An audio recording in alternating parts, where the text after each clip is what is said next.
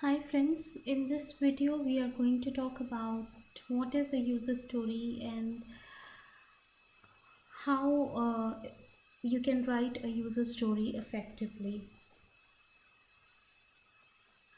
So let's understand what is a user story.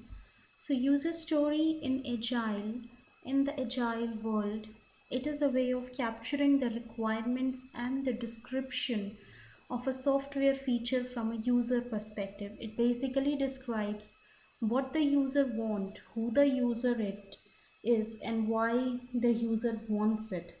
So user stories, I feel that they are basically like double-edged sword. So when they are written properly, user stories can give your team a very different perspective altogether and help them understand the intricacies of what is needed to ship the quality features. But on the other hand, when they are poorly defined or when they're unclear, they can turn on to you and cause misunderstanding within the team. So I would describe user story as short, simple description of how a feature can be used. They are written in very informal, natural language from a user perspective. It basically describes the need and the goal they intend to achieve by using the feature that you are developing. So basically, user story don't contain any technical details of how we are going to build that feature. It just contains that what the feature is all about, what would be the benefit that it will bring to the user, um, and basically it also describes that who the user actually is. So so as the name suggests, they will only have a story of why your user will use the feature and for what benefit. These are the two main things or the key things based upon which you can write a very good user story.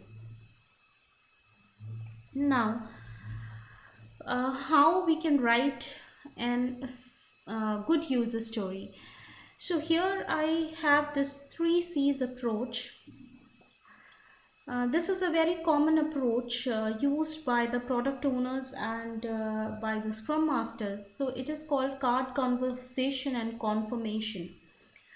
So basically, on a card, the product owner writes uh, the description of what the story is all about, and it is basically used. That card is basically used for planning and estimation. During the conversation phase, he discusses the ideas with others. He discusses the ideas with the team. The team asks a lot of questions and they all work together to come up with ideal solution.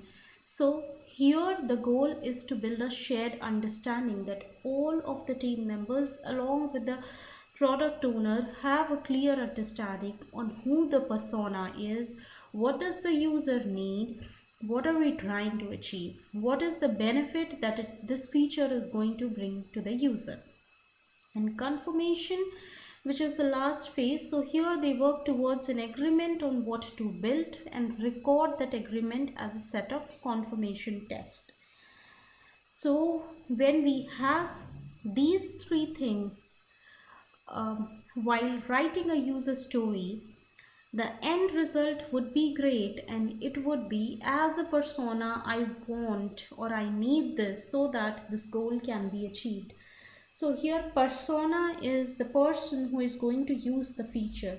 They are often the fictional characters developed based upon the real data. Personas need what the user persona wants to do or what functionality or feature they want.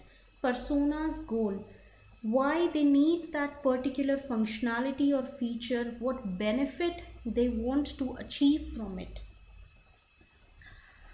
Okay, then there are certain tips for writing a good user story. So we can follow this mechanism, card, conversation and confirmation.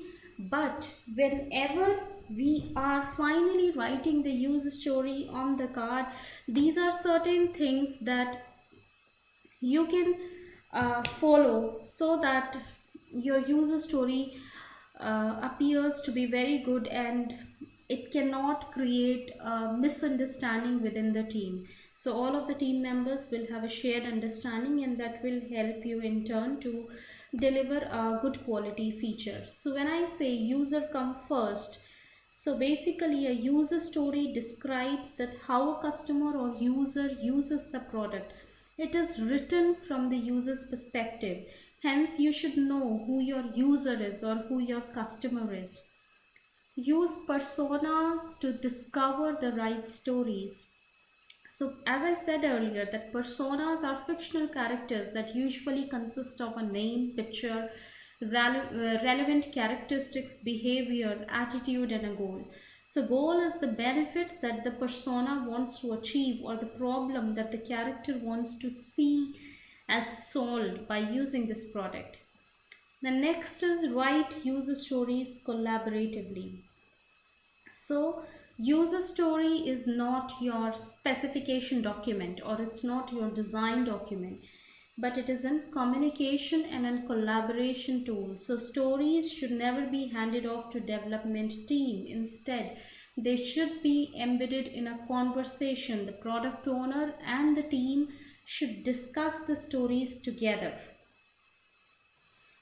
The product owner should always let the team ask a lot of questions, and then together they can write the user story all over again once they have a shared understanding of it. The next is keep stories simple and concise. So write your stories so they are easy to understand. So when I'm talking about keep stories simple and concise, if you have seen the previous slide, we talk about the card conversation and confirmation. So why I talked about card? So how this point relates to the card is that the story should be simple enough that it can fit on one post-it. Okay. And while writing the stories, we should avoid confusing, ambiguous terms. Focus on what's important and leave out the non-essential information. So we should always follow this format. As a user, I want to do this so that I can achieve this. Refine stories until ready. So this more relates to the conversation point. So here, break your bigger story into smaller detailed story until they are clear, until they are simple, they are concise, feasible, testable. All the development team members should have a shared understanding of the story. The story should not be too big, and there has to be an effective way to determine when can we call the story as done. Then define the acceptance criteria. So basically, acceptance criteria complements the story's narrative. They allow you to describe the condition that have to be fulfilled so that the story is done.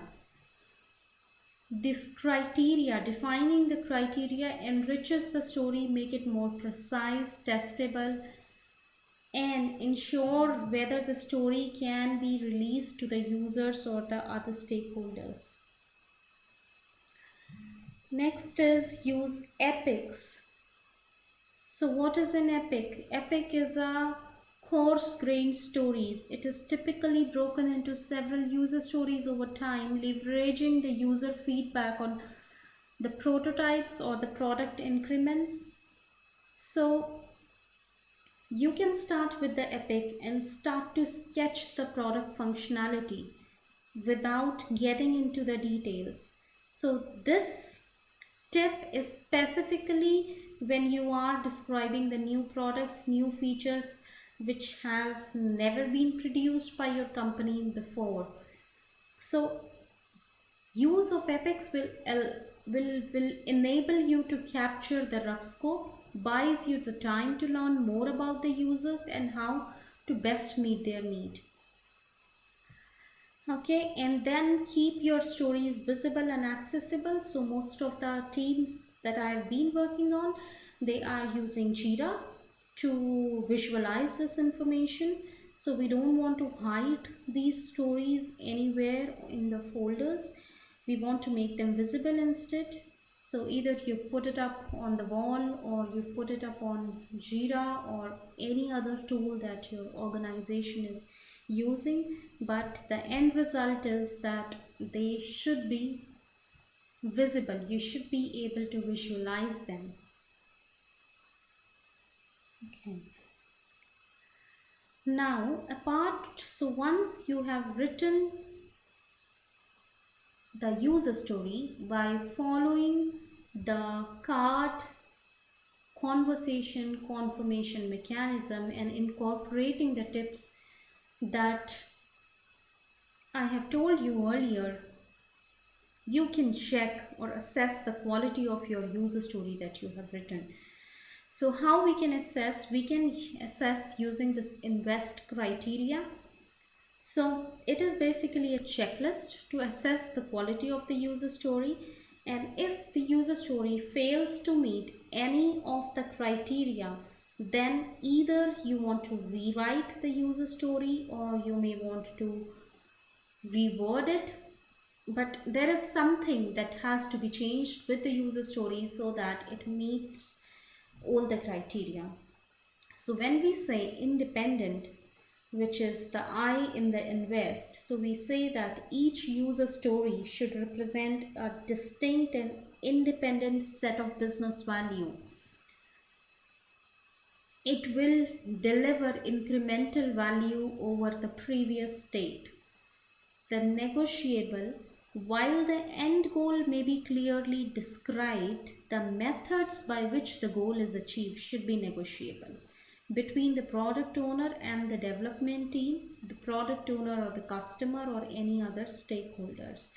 So, for example, when you say that you want to build a payment gateway, okay, we realize that in the end we want to have a payment gateway. Now, what framework you will be using, what process you will be using, that is something that should be negotiable. So it shouldn't be fixed as part of the user story that you have to use Scrum, or that you have to use Kanban, or you have to use Java, you have to use this approach. So it shouldn't be like that.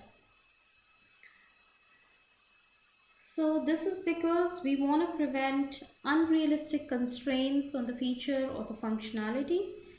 Then valuable, the business value of any user story should be readily recognizable by reading the story. And each story should represent some sort of value to a specific user type. So if we are not delivering the business value, then there is no point of having a user story. Then user story should be estimable. We must have enough information that we can properly size a story so that the team can properly plan and commit to the work. It should be small enough so that it can be completed within the sprint, and it should be clear enough. It should be written in a precise way so that it can be tested, so that we can verify as a team that the user story has been completed or not. So this is the INVEST criteria. If any of the parts are not fulfilled, then the user story may needs to be rewritten, or some amendments have to be made as part of that user story. Now this is a very quick fix, the last slide of the user story writing, which talks about the template. So this is the template that I have been using with my teams, and I feel that it's kind of very effective. So here in this template, the first point is description, that whenever your business or whenever your product owner or as a team you are writing a user story, there should be some description to it, which should be in the format of, as a persona, I want or I need this, so that the goal, right? Then we should have an acceptance criteria against which the user story will be measured, that whether it is completed or not. Then we should have a definition of done associated with a user story. we should always outline that what business value or what business benefit it will bring to the end user, or what will be the business impact of not delivering it. What are the things that we should consider while implementing this requirement? What are the prerequisites that should be met uh, when we start working on this requirement? Maybe one of the prerequisite could be that a related user story has to be complete prior to this one, so that we can start off with this one. Dependencies, do we have any dependencies when it comes to integration, or do we have any dependencies with any other teams who are actually working on a related chunk of this requirement? So we have to list down all those dependencies as part of this user story, and any important scenarios that needs to be considered while testing. For example, um, uh, sometimes when we make a change or we do an enhancement on the existing functionality, then we kind of test always the piece that we have changed. We never consider testing the whole of the integration together, which we have tested when we first built that feature. So probably when we made that enhancement, some of the things kind of stopped working. So this is an important checkpoint that you can have in the user story, where you can highlight that, okay, if we are making this enhancement, that these are the possible places where it could have an impact. So these are the certain scenarios which were working previously, and after implementing the functionality, we should check that whether these scenarios are working correctly now as well or not. So this is from my side with respect to the user story, how effectively you can write a user story, what are the tips, how you can assess the quality of your user story that you have written along with your development team or business, and what template you can follow. So this is from my side, and if you have any questions, please do post in the comment section. Thank you for listening to me, and have a great day.